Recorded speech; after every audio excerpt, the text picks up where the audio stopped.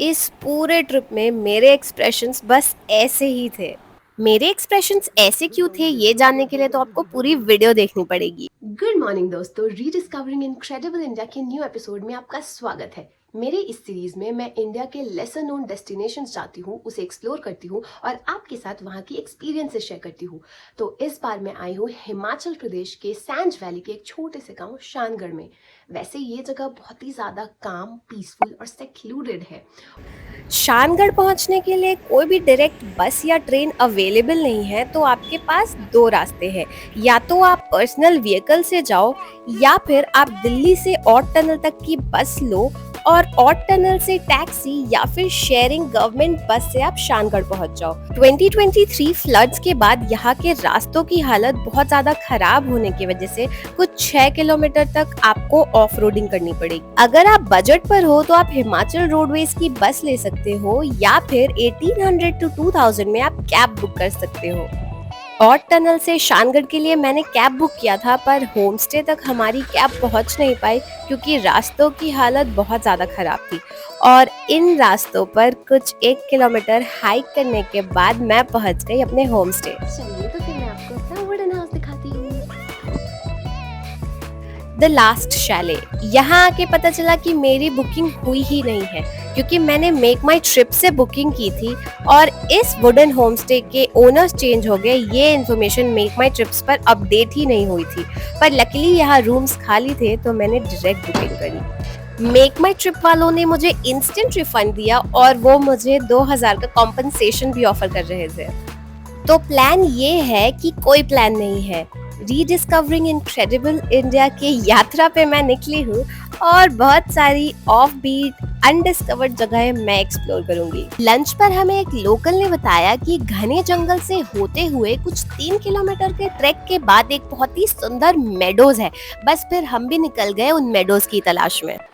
पहाड़ों पर चढ़ना, बारिश में फिसल जाने का खतरा, इस घने जंगल में जंगली जानवरों का डर, इसमें क्या ही मजा आता होगा।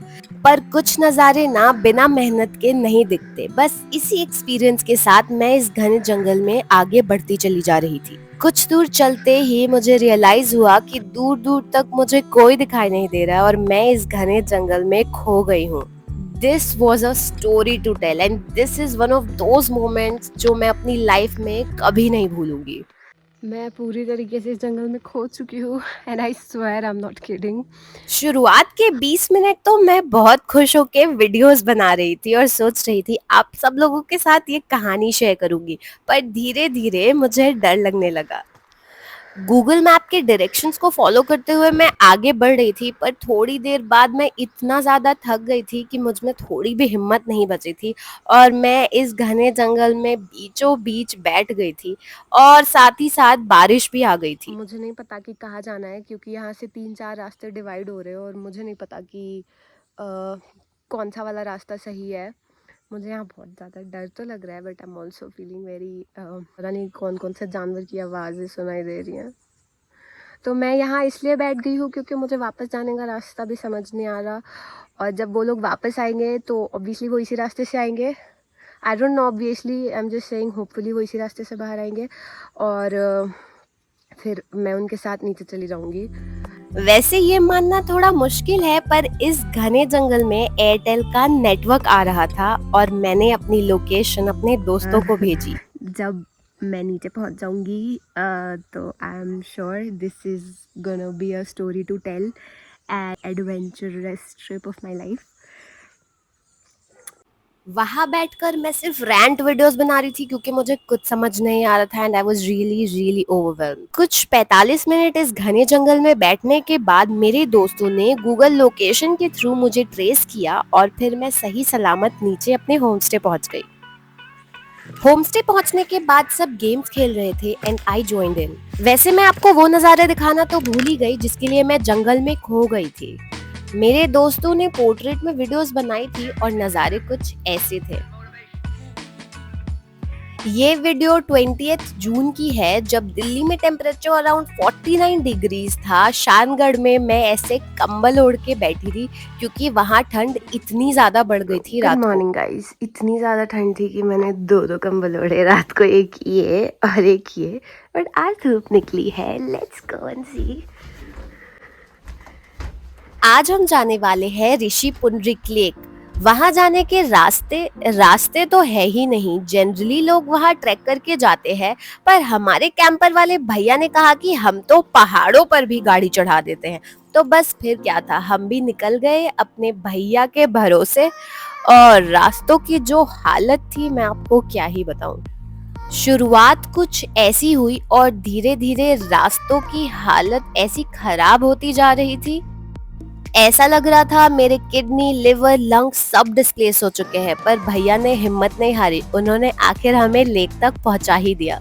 इन रास्तों पर मुझे बहुत मजा आ रहा था। एक तो हमारे कैब वाले भैया इतने इंटरटेनिंग थे कि वो हमें बस कहानियां सुना रहे थे, और साथ ही साथ उन्होंने हमें बहुत सारे पहाड़ी फल भी खिलाए जिनका पहले कभी मैंने नाम भी नहीं सुना था, जैसे कि ये खमानी।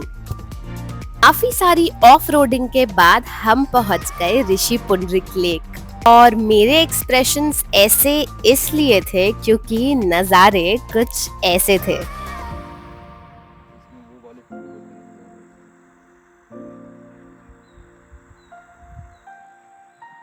कौन सा वर्ड यूज़ करूँ मैं इसको डिफाइन करने के लिए? इतना काम, इतना सूदिंग, इतना सेरेन, बिल्कुल भी भीड़ भीड़ क्या यार, लोग ही नहीं है। And this is seriously this is a place जहाँ मैं 3-4 बार आना चाहूँगी। बट ऑब्वियसली ये उतना ज़्यादा एक्सेसिबल नहीं है। रोड्स तो आपने देख ही लिए कैसे हैं, but totally worth it. Lake के पास में ही एक छोटा सा कैफे है, दादूस कैफे, जहाँ थोड़ी देर रुकने के बाद हम निकल गए एक दूसरे गांव रायला के लिए। वैसे यहाँ पर नज़ारे इतने ज़्यादा सुंदर थे और ये जगह इतनी ज़्यादा सेरेन है कि मेरा यहाँ से जाने का मन नहीं कर रहा था। वैसे इस दादूस कैफे के ऊपर आप रुक भी सकते हो, यहाँ पर रूम्स अवेलेबल थे। वहीं रुकेंगे जहाँ हम उस हिसाब से मारेंगे ब्रेक। अब हम निकल पड़े हैं रायला की ओर, जो कि शानगढ़ से कुछ 16 किलोमीटर की दूरी पर है। यहाँ पर लोगों ने हमें बताया कि पास में ही एक ट्विन टावर है और वो हमें ज़रूर देखना चाहिए। वहाँ पर पहुँचने के रास्ते भी इतने ज़्यादा सुंदर थे। इसी ट्विन टावर के आगे कई सारे और भी सुंदर मेडोज हैं और बहुत सारे प्यारे होम स्टेज भी हैं, जहाँ से नज़ारे कुछ ऐसे दिखते हैं। ये रास्ते किन्नौर वैली की याद दिलाते हैं। यहाँ पे जो टेरेन है काफी सिमिलर है। रायला पहुंचकर हम वाटरफॉल की ओर चल पड़े। शुरुआत में तो ऐसी सीढ़ियाँ थी, मुझे लगा कि काफी इजी है, पर आगे जो रास्ते थे ना, उनका हाल कुछ ऐसा था। मुझे तो बहुत मुश्किल हो रही थी क्योंकि मैंने ट्रैकिंग शूज नहीं पहने थे। पर इतनी दूर आए हैं तो बिना वाटरफॉल देखे वापस तो नहीं जाएंगे। इन रास्तों पर भी दूर दूर तक कोई दिखाई नहीं दे रहा था। यहाँ पर टूरिस्ट फुटफॉल कम क्यों है, ये रास्ते देखकर मुझे समझ आने लगा था। पर वो कहते हैं ना, बहुत सुंदर नज़ारे देखने के लिए बहुत एफर्ट्स भी लगाने पड़ते हैं। इतने ज़्यादा रॉकी टेरेन पे ट्रैक करने के थोड़ी देर बाद हमें फाइनली प्लेन दिखा, पर दूर दूर तक वाटरफॉल का नामो निशान नहीं था। वैसे हमें पानी की आवाज़ सुनाई दे रही थी, बस उसे ही और अपने इंस्टिंक्ट को फॉलो करते हुए हम आगे बढ़ गए और फाइनली हमें वाटरफॉल दिख गया। हम जैसे ही यहाँ पहुँचे बहुत तेज़ बारिश शुरू हो गई और हम यहीं पर फंस गए क्योंकि बारिश में ट्रैक करना पॉसिबल नहीं था। यहीं पर पास में एक छोटा सा हट था जहाँ पर हम रुक गए, पर हमें अंधेरे होने से पहले वापस भी जाना था। ये 2 दिन मेरे लाइफ के सबसे ज़्यादा एडवेंचरस 2 दिन रहे हैं। मेरे लाइफ की अब तक की सबसे ज़्यादा एडवेंचरस ट्रिप है ये। इन रास्तों से हमें ऊपर जाना है, वो भी बारिश में। बारिश थोड़ी हल्की हो गई थी तो हमने सोचा कि हम ट्रैक स्टार्ट कर देते हैं, क्योंकि अगर अंधेरा हो गया तो वापस जाना बहुत ही मुश्किल हो जाएगा। इस मोमेंट पे मैं इतनी ज़्यादा डिसहार्टेंड हो गई थी, मेरा मन कर रहा था मैं नदी में कूद जाती हूँ, करंट के साथ साथ तो मैं गाड़ी तक पहुँच ही जाऊँगी। अब मेरी जान निकल गई, हाँ, पर क्या मैं ये दोबारा करूँगी? हाँ। Good morning. मुझे ना यहाँ इतना मज़ा आ रहा है कि मैंने यहाँ पर अपनी ट्रिप एक्सटेंड कर ली और आज पूरे दिन मैं बस कुछ नहीं करूँगी, मैं बस बेड पर पड़ी रहूँगी और इतने प्यारे मौसम में मैं कहीं नहीं जाऊँगी, मैं बस चाय पीऊँगी और बैठी रहूँगी। वैसे हमें पता चला कि यहीं पास में एक बहुत ही सुंदर छोटा सा गांव है लाइडा, तो हम वहाँ जाने वाले हैं नेक्स्ट। और वहाँ क्या है कैसा है वो तो मैं आपको रीडिस्कवरिंग इनक्रेडिबल इंडिया के अगले एपिसोड में बताऊँगी। अगले दिन लाइडा निकलने से पहले हम गए थे शानगढ़ के सबसे फेमस मेडोज में। वैसे तो यहाँ कई सारे मेडोज हैं, पर ये सबसे ज्यादा फेमस है क्योंकि यहाँ पर एक महादेव का मंदिर है। इसी मेडो के सामने यहाँ पर एक हॉस्टल भी है जहाँ पे आप रुक सकते हो। ये जगह मुझे इतनी ज़्यादा पसंद आई कि मैंने प्रॉमिस किया है स्नोफॉल के टाइम पे मैं यहाँ ज़रूर आऊँगी। चलिए फिर नेक्स्ट वीडियो में मिलती हूँ अगले डेस्टिनेशन के साथ।